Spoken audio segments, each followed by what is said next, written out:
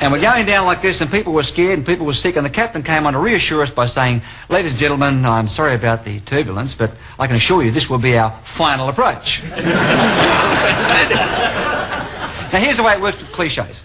I first became aware of this when I heard the following conversation between a fruit shop owner and a 5-year-old boy. The 5-year-old boy had said to the fruit shop owner, what are all those red berries? And he pointed to all these red berries. The answer was, son, they're not red berries, they're blackberries. They're only red because they're green. Now this is the sort of language that we're dealing with. Now here's the way it works. I decide I'm not going to tell you the truth because I can't afford to tell you the truth, or I don't want to tell you the truth, or I don't think you should know. So because I'm going to tell a lie, my brain says, now wait on, let's have some of these cliches. They'll try to be as honest as we're going to lie. And I'll start popping some of the following statements if I'm going to lie to you. They include, well, to be perfectly honest. Now, how many times have you heard somebody say to you, look, to be perfectly honest, and you know here inside that they're not telling you the truth? They say things like, well, look, to be frank, meaning I haven't been frank up until now. Look, in all sincerity, then they stick the boot into you. And the granddaddy of all these is with all due respect. Now, what does that mean? You've got no respect, have we? Now, with all due respect, there's a softness. If I said, for example, Derek, you're a fool, he might come and belt me, and I can't afford to take that chance. So now I use a softener. I say, Derek, let me say, with all due respect, mate, that you're a fool. Now he starts thinking, well, at least Allan respects me for being a fool. So I've used a softener to manipulate it. Now, if it wasn't for these cliches, most politicians would not have much to talk about, am I right? Because anywhere between 50% and 100% of a political speech can be cliches. Now, some of the favourites include one that means, I resent that question. The cliche is, with a smile, let me make one point perfectly clear. At this point in time is a good one, because that means 5 minutes from now it's not true anymore. It's only at this point in time. Obviously is a good one. Now, obviously means if you don't agree with me, you're a fool. And clearly covers the same thing. One that's a joiner, joins together irrelevant thoughts that don't have anything to do with each other. And having said that, let me say this. Yeah. There's a very clever one that goes this way. I would say this, and that's good because you're not saying it. Therefore, there's no liability attached to it. You never did say it. There's no promise you ever will, but you would. You say to a leading political figure with the government, what's your opinion of the opposition leader? You might get the following response. That's a good point you've raised there, Allan. Let me make one point perfectly clear with respect to that statement. Having said that, I want to say this now and make it clear to all concerned, so there's no misinterpretation of the facts of what's been stated here today. That obviously, as I understand it to be the case, and don't quote me as having said that, but I believe and always will believe, with all due respect to the man and the question you've raised, and that question is, why did you want to know this, correct? What do you got? Nothing! But it doesn't matter. 60 to 80% of your impact is the way you look and move. 20 to 30% is the way you sound. Provided you gesture and move, you can get away with almost anything these days.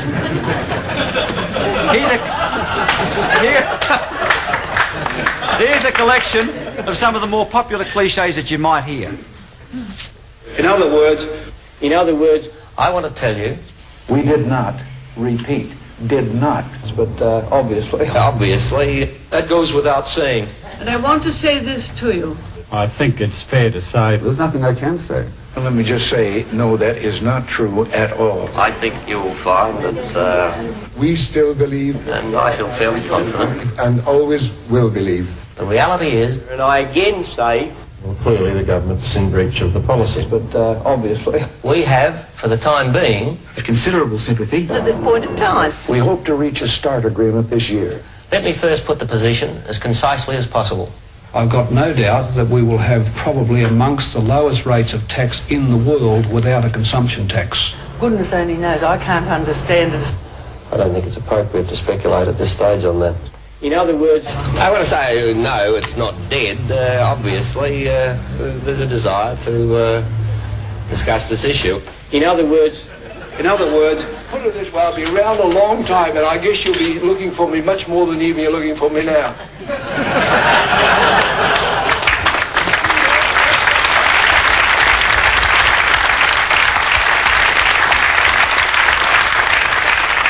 Now that last man, Sir Joe, never used any of the cliches in talk language.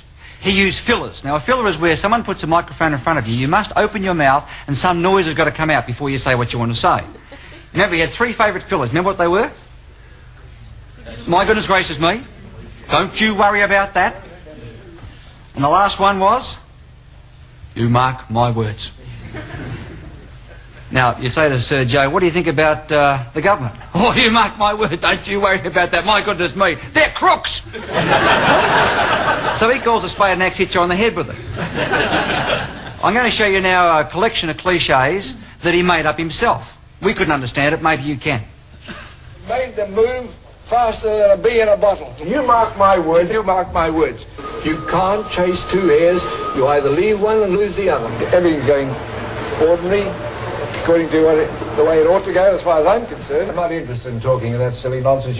Because they shoot themselves in the feet and they shoot their own ship. They don't like me, they hate me. Just to take one look at them, you could sum them up. I wouldn't have them to tie up my shoestring. Goodness me. Yeah, you haven't woken up yet. I've been there, I'm there now, I know. The point is, there's no need to go into that today. Go and jump into the lake. I do not accept any blame. I never intend to and never have to. You mark my words. Don't try and walk with a foot on each side of a barbed wire fence. It's pretty uncomfortable.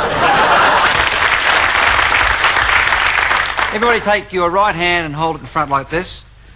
And hold it across on top of the left knee of the person beside you. The left knee. Now put it on the top of their knee. Rub it just back and forth a few times. Okay, cut. What you were doing then was using the ancient speaking tools of the hands. This is what we used to speak with before we learned to verbally speak. And you're placing it in an intimate zone. Now, there are certain places you can and can't touch people. Depends on your relationship. Depends on whether they're male or female. Let me demonstrate this. Can I ask you to come up here, please?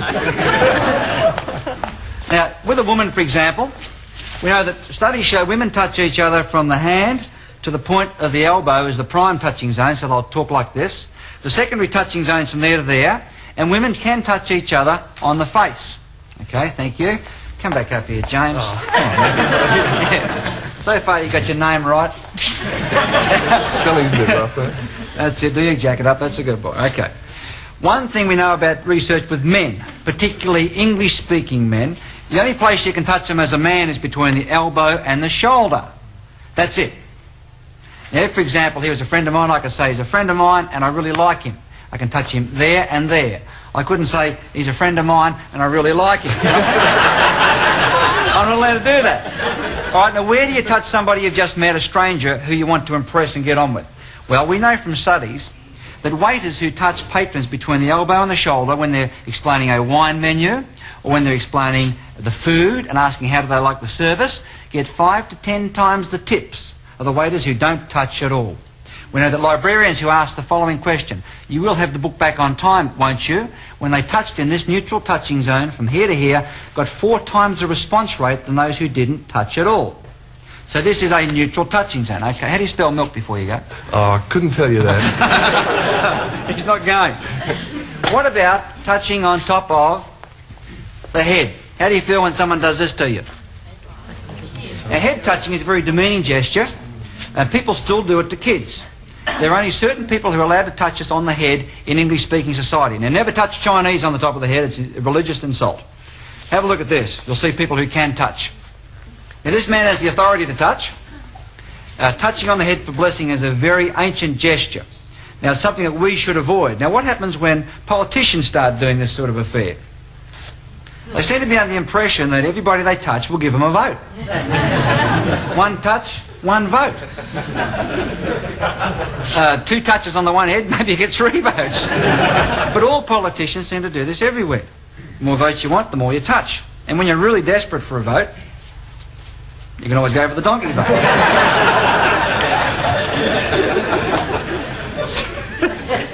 Something else we know about touching is this thing called a handshake. Hello? Hello? Hello? You're allowed to touch on the hands when you meet somebody. Now, one thing you'll learn about hand touching is this. When men meet other men, hello there, single-hander, single-hander for this man, single-hander for this man. Now I see a woman I like. She gets a double-hander. Again, single. G'day, mate. Hello there. G'day, mate. Have a look at the screen. Here is somebody who has a reputation of being a ladies' man. Single-hander for Joe. Single-hander for this fella. Joe doesn't even want to know about that. Now, what's Bob Hawke when he meets Mr. Schultz in America? Single-handed. Now he meets his wife. Hello, darling, double-hander. Through the front door he comes, meets the woman in blue. She gets a double-hander.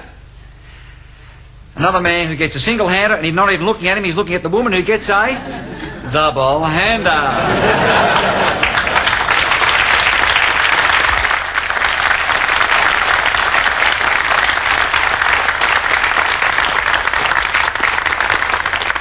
Okay, what happens if you're a well-known person like royalty or politician? You're meeting the crowds, and all of a sudden someone's got you in a handshake and won't let you go. How do you get away? What sort of technique do you or don't you have?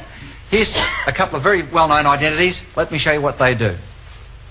Now, Andrew Peacock's never had a technique for getting away. He tries to break with his left hand. Watch this. No, she's not letting him go. You're staying right there, fella.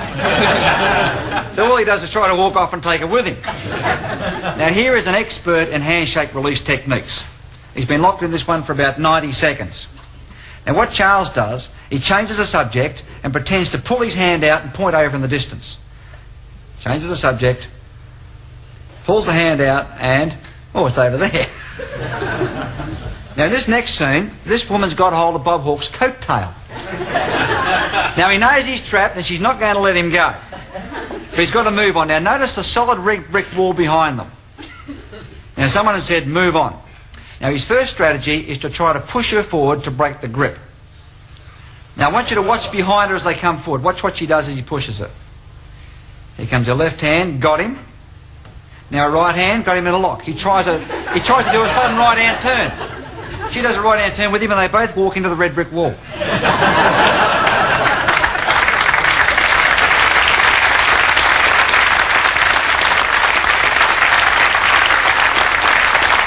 Now, it's also possible to learn someone's occupation through the style of handshake they've got.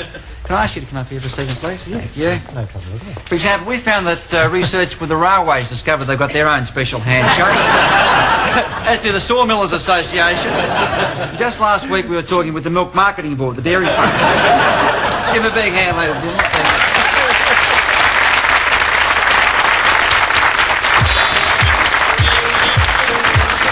Now, most people ask questions, but most people don't ask the right sort of questions. Here is the way a typical interview might go at a party or a business function. What's your first name, please? Yvonne. Yvonne, what is it that you do? I'm a receptionist. Receptionist, And how long have you been a receptionist? 3 months. 3 months, You like it? Yeah, it's great.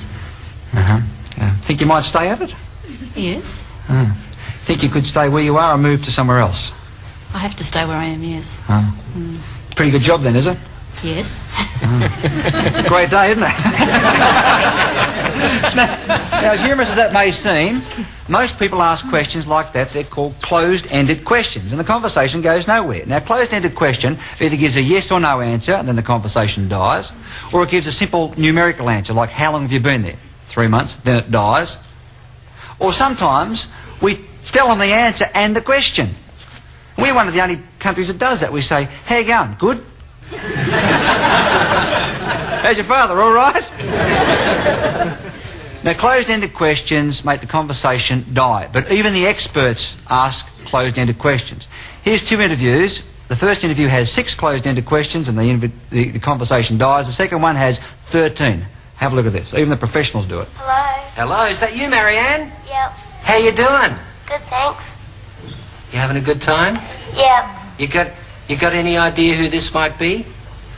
Yeah. Who is it? Johnny Young. Hi, sweetheart. You having a nice day in Brizzy? Yeah. Great. And you'd like a request on Young Talent Time? Yeah. Now, in this interview, we're talking about turtle eggs. She breaks all the rules in this. Watch. So there's egg on the end of the stick? Yeah. Right. And how many eggs will you find in a hole? 40, sometimes 30. Do you often dig for eggs and find that someone's been there first, like the dingoes? Yeah. Does that happen a lot? Yeah. How long do you boil them for? Oh, it's half an hour. Half an hour? Yeah. It's a long time. Do they come out hard or soft? Yeah. Soft. Like a chicken egg? No, soft. It's cooked. So you just boil them. Would you eat them with anything or just straight? Straight. Do the turtles lay eggs all the year round on the beach here? Yes. Is there a time when they've been there too long and they're no good to eat? No. You eat them all the time till they hatch, can you? Okay, that'll probably do.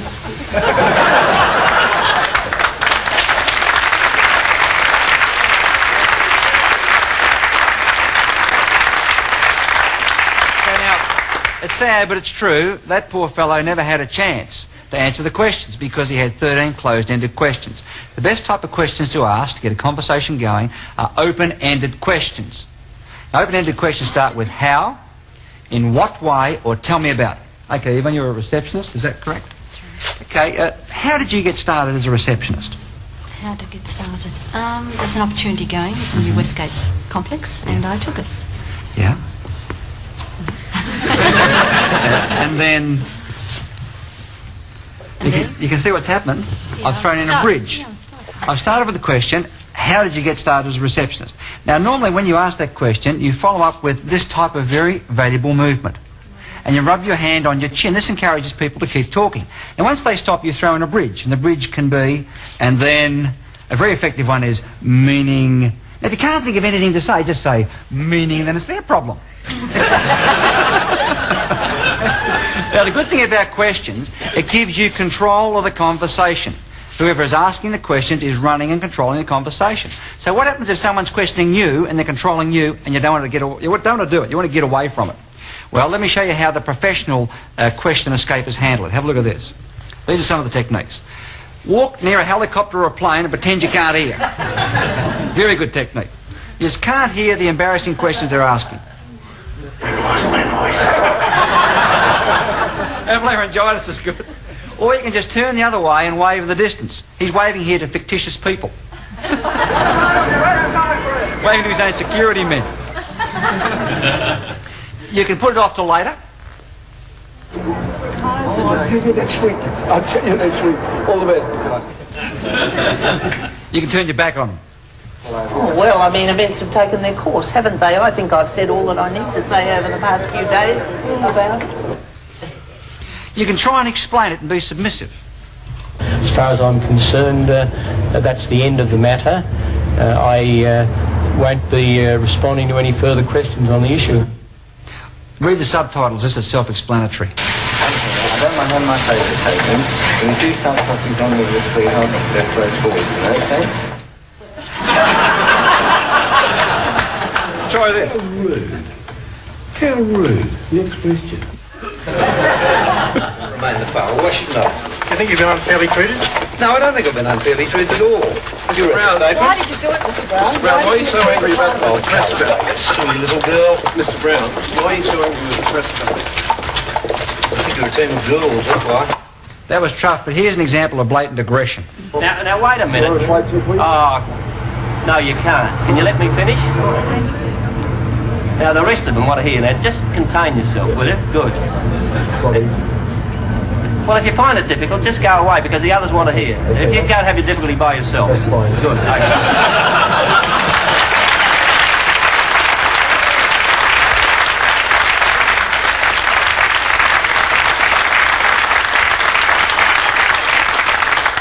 The best way to handle being asked a question is ask back a question. So if someone says, tell me about such and such, you say, that's a good question. Why did you ask me that at this point in time?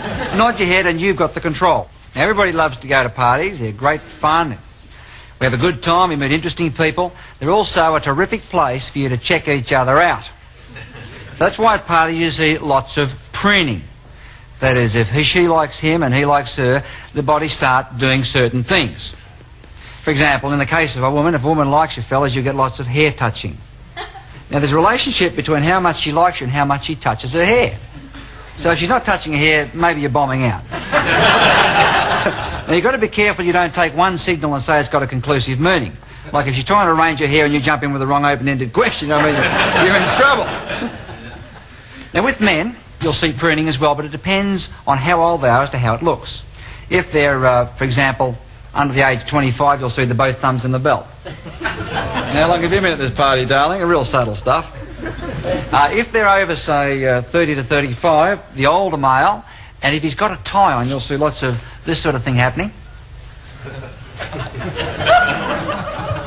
Now, if he's over 40, you don't see thumbs in the belt or ties, you see this one. Thumbs go on the side of the pants. They come up around the front, down, they do this, and they stand there doing this.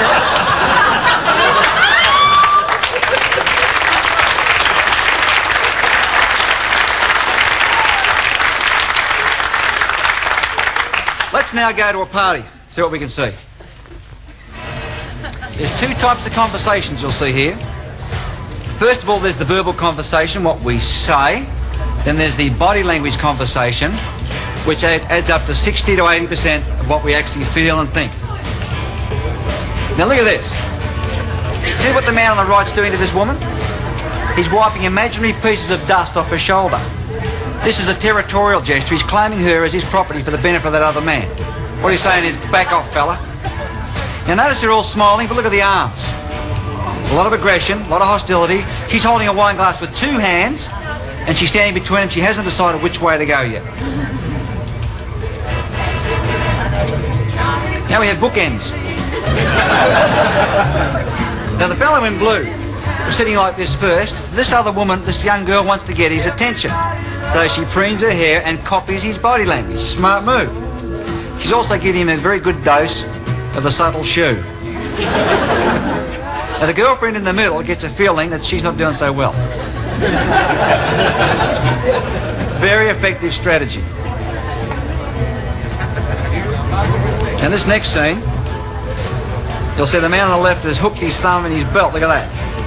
The guy on the right is starting to use aggression signals. See the finger? Now look at the woman. She's positioned herself so she's now facing the guy on the left. She's almost cut the other guy out. Now the guy on the right gets a feeling he's bombing out, but he doesn't know quite how. The man on the left is making his moves. Here's a couple of crutch displays. They're done for the benefit of that woman.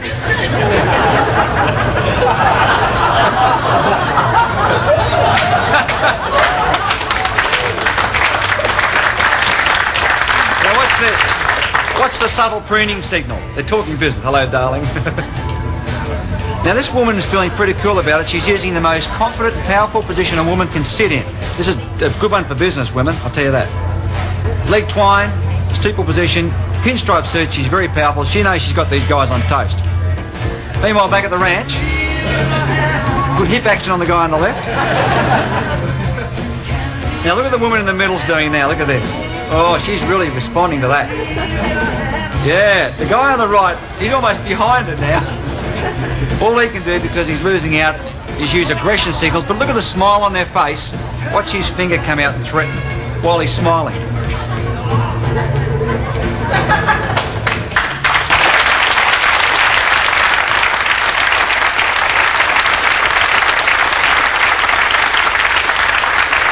Now, something else you'll see a lot of at parties is fellas wearing even. But we also know that a man with facial hair, a moustache or beard, outperforms the clean-shaven one in his ability to meet and be successful with women. Now I'm going to tell you a little bit about the 10 stages of courtship. First 4 stages are, number 1 is eye contact. You meet someone's gaze, you hold it for a split second longer than is acceptable, sends a powerful signal. If that works, you go to stage 2, which is position. You get near enough to be able to go to stage 3, which is physical touch. Stage 4 is ask a leading question to test the water. Now you're going to meet Lee. Let me tell you about Lee. He was a quiet, introverted sort of guy, clean-shaven, 5'5". Never had much success with women at all. So the first thing we said to Lee was, grow a beard. Your chances go up twice just by putting the hair on your face. Now he grew a beard. It wasn't exactly what we had in mind. I've got to tell you that in advance. But nonetheless, it was a beard. Let me show you what happened. This is Lee.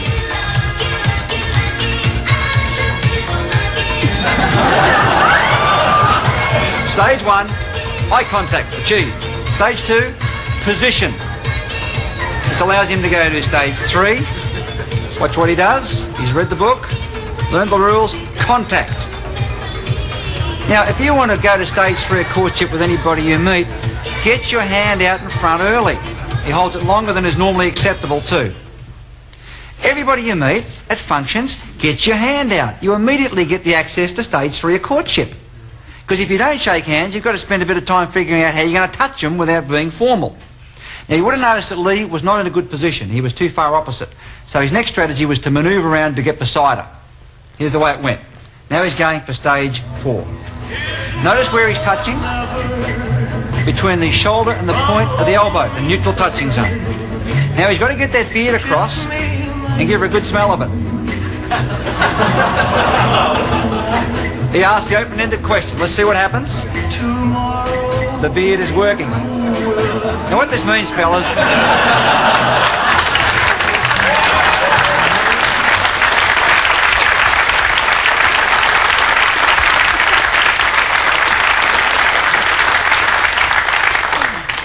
Now I'm going to show you what happens if you speed up the courtship process. If you go too fast, or if you skip some of the stages. Now, if you skip some of the stages, they reckon you're fast. You're going to meet a woman...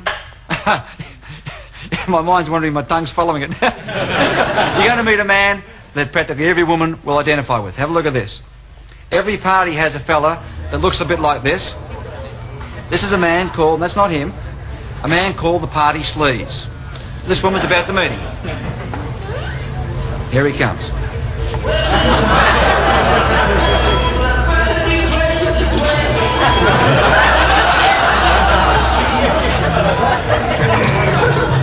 He's got the compulsory white shoes and pants.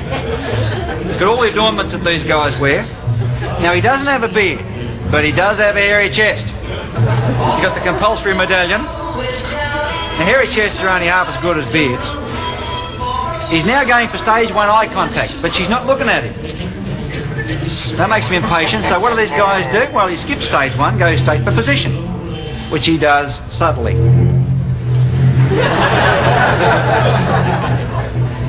Stage 3, contact. Double hander.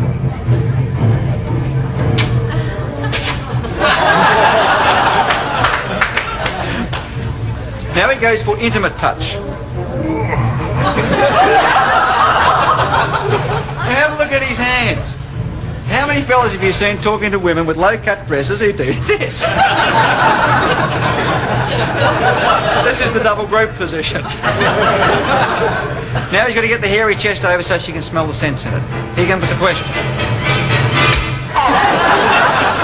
What this shows, you might have a hairy chest, but it's not as good as a beard.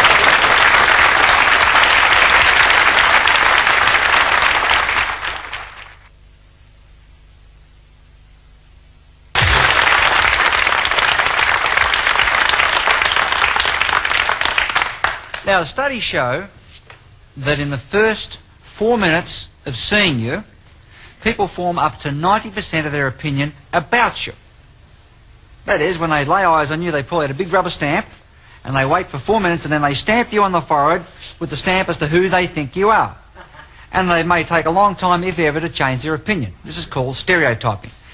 People do this to us, and we do this to other people. Now, stereotyping is important for the movies because, see, in a 1-hour lifestyle movie, for example, if you didn't know exactly who each of the characters were by the way they looked, you wouldn't know how the movie ran. They couldn't tell the whole story in that 60-minute period. So stereotyping is what we do to people. Now, let me show you how this works. I'm going to get some people out of the audience. Can I ask you? Now, please give me a big hand as they come up.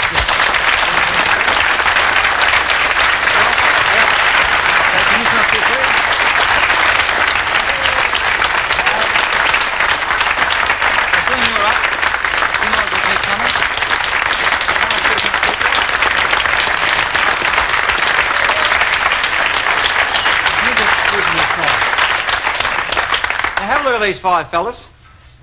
If you know any of them, I want you to forget you know them. Pretend you've never seen them before. Let's have a bit of a look at them now. Can I just ask you to undo your tie a little bit there, if you will, and just undo your top button. Now, let me say right now that these 5 men have no idea what's about to happen. Okay? And notice we have 5 standing in the Prince Charles position as well, hand behind the back. Look at that. Okay, let's just have a look at this. We'll just undo this a bit more. Over the shoulder. Okay.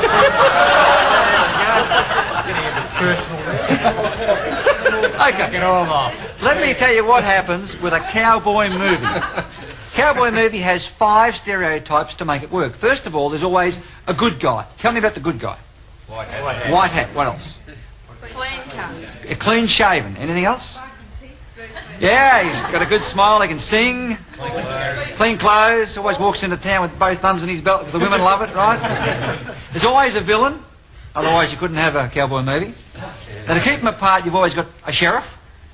There's always a banker. I've never seen a cowboy movie that didn't have a town drunk.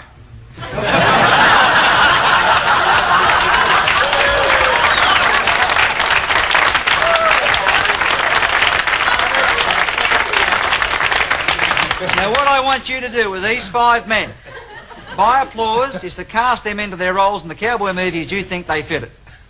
We're going to start by looking for the good guy. You ready? Is that the good guy? No. Is that the good guy? No. Is that the good guy? No. Is that the good guy? Yes. Congratulations. Come forward. Back there. Have been the good guy, you'll get a copy of Talk Language because all good guys read those type of books. Okay. Now we're looking for the villain. You ready? Is this the villain? No. Is this the villain? Yes. Sorry to say. Can you just move along to the end there, Danny, if you will, if you come and stand here. Because you're the villain, you'll get a copy of a book I think all villains need, which is called Everything Men Know About Women. Truth of the Matter? Absolutely nothing.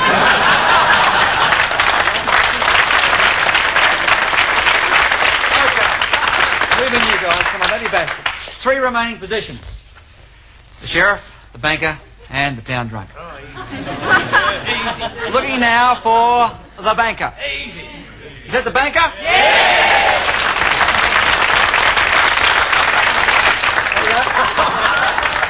Because you're the banker, you'll get a copy of Right Language by myself and Paul Dunn.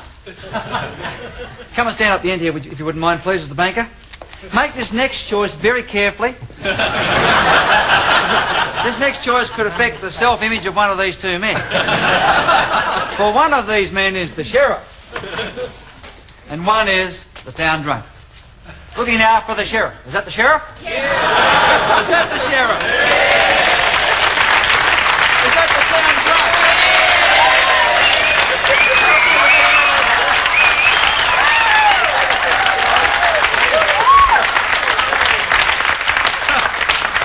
Sit down, fellas. You can keep your hats. Let's analyse some of the basic things that happened in that exercise. First of all, we know from studies when you have a clean-shaven face on a man or a woman, you've got the good guy. Now again, this is because signals transmitted from the face are covered up by facial hair. The minute you put whiskers on a man's face, moustache or a beard, without exception, you've got the villain. Now does that mean then, for those of you who have moustaches and beards, you've got to rush home and shave it off? Yep. No, it doesn't mean that. What it means, you need to be aware of in the first 4 minutes of meeting someone new, that you will be stamped as the villain and treated that way unless you do something to compensate it. Such as smile, talk and touch between the shoulder and the elbow, which is the neutral zone. Say something, touch by handshaking. If you're introduced and you put your hands in your pocket and say nothing in the first 4 minutes, you've had it, you've been stereotyped. When you put glasses on someone, studies show that you are perceived as intelligent, studious, serious, trustworthy and reliable. So you've got the banker. Now a simple strategy, if you need to look like that in a work environment, get glasses that have solid dark frames on them. That makes you look more intelligent, more studious. I'm not going to help you for the town drunk. Matter of fact, I better give the town drunk his special prize.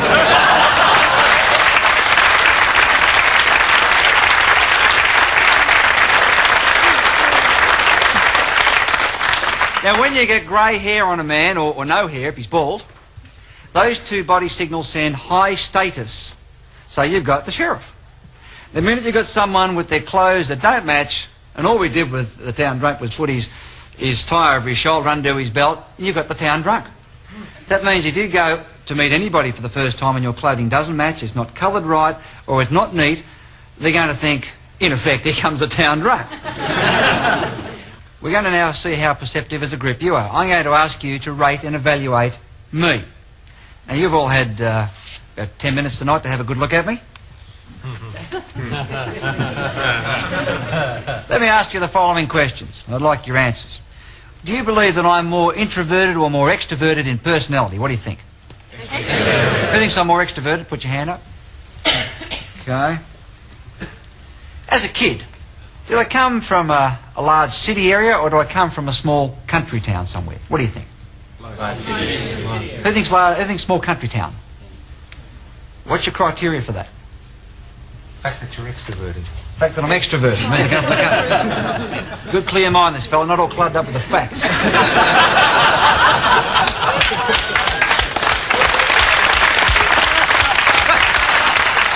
Who thinks I come from the city? Who thinks I come from a metropolitan area? Okay, what's your criteria for that? You'd have to survive. All right. Do I come from a large family, lots of kids, or a small family, just a couple of kids? Who thinks small family? Who thinks large family? What's your criteria, please, for large family? Because you're extroverted. Because I'm extroverted. I had to fight to get above the crowd. That makes sense, all right? Am I married or single? Now, single includes separated and divorced. What do you think? Single. Single? Who thinks I'm single? What's your criteria, please, for that? No ring, No ring, yeah. Anything else? What's that? I look happy.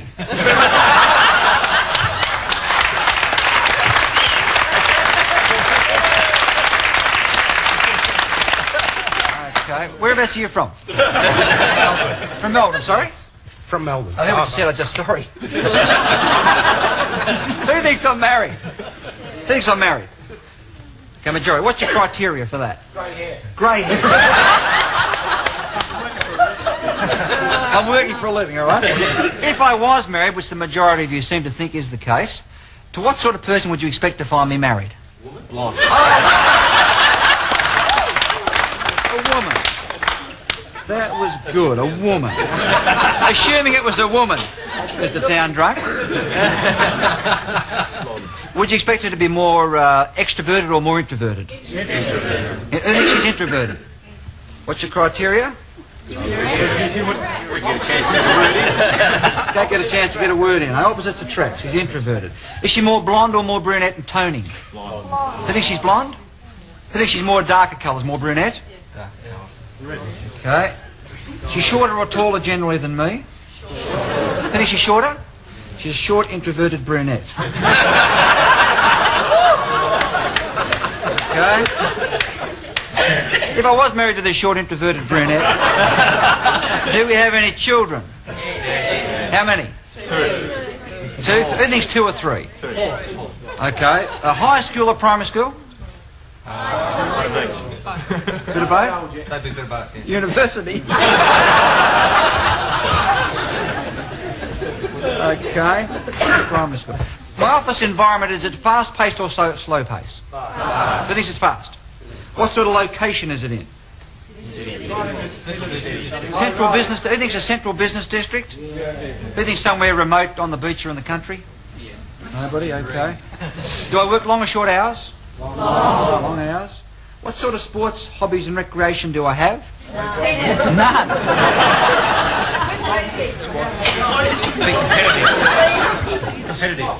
Competitive squash, tennis, anything else? Golf, squash, tennis, some sort of a ball sport. Is that roughly the idea?